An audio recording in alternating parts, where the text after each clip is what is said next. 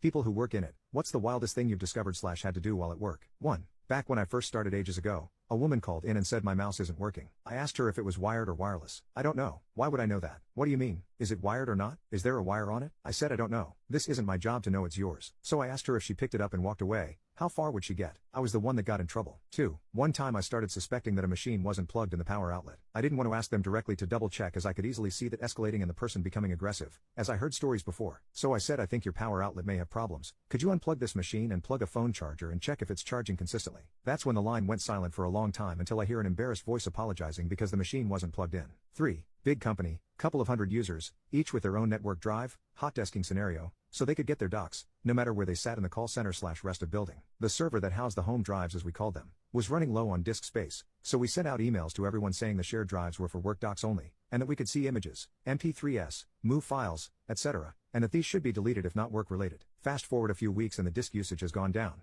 but still really close to full, so the lowest paid member of staff, me, was to find the worst culprits and report back on what the largest content in their drive was. The very first person I checked had a huge drive, most under 500 megabytes. This was 10 GBs, sorted by size, 2 GB plus, move file, named totally randomly with numbers, like 93,829,084,320,834, opened it, CP, F my life. The subsequent police-led poop show was not what I needed to be involved in at 19 years old. 4. Drive to an office for emergency on-call service charging the client $400+ an hour to plug the power back into a switch which their cleaning staff had knocked loose. 5. Got called to investigate and unplug a laptop that had viruses detected on it. When I arrived, this laptop was in the open with the login information taped to the desk. This laptop was given local admin privileges by someone before my time for some application. This was in an office area that was always unlocked and 10 steps from the entrance of the building. No one was in the office as they went home early, including management. On a laptop filled with everyone's information, SSN, names, addresses, and more, LimeWire, games, pornography, and more. The two who worked on this laptop just used it like their personal laptop with occasional work being done on it. The laptop was promptly disconnected from the network, confiscated, and returned for analysis. Yes, there was spyware and we don't know how much personal info got out. This was reported to higher management. The two who used it disappeared quickly and quietly after that. 6. An outgoing software dev put an Easter egg in our ERP before he left. Anyone who typed the word raptor in any text field would have a raptor from Jurassic Park fly across their screen with a loud screech. Only 3 of us on the team knew about it. A little over a year later, during a demo of our asset management module, a manager asked about inputting vehicles. The trainer asked what kind of vehicle he drove, an F-150 Raptor. So the trainer, as a demo,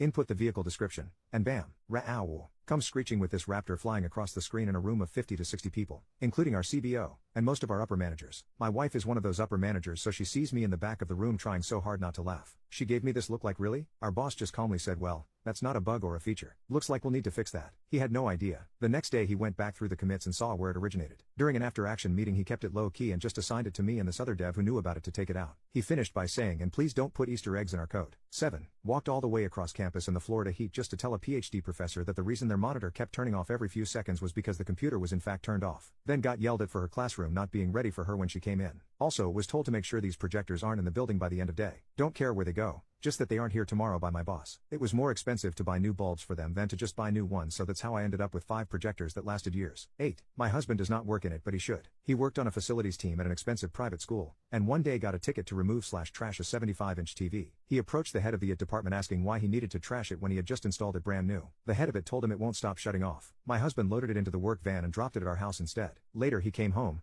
plugged it in, and turned off the 10 minutes automatic power off timer. We got a fancy TV for free. 9. My colleague got a call from a customer who was a pastor as he needed help with his computer. It was a weekend, and my colleague knew his machine name, so he remotely logged onto it as he in parallel started calling him. Screen loads, and it's playing Lesbian Corn, on his work computer, in the church. Needless to say it was awkward as the pastor answered the call a few seconds later. 10. A lady from the office downstairs borrowed my boss's keyboard whilst waiting for a replacement. When hers arrived she washed the borrowed one in the kitchen sink and left it on the draining board to dry out.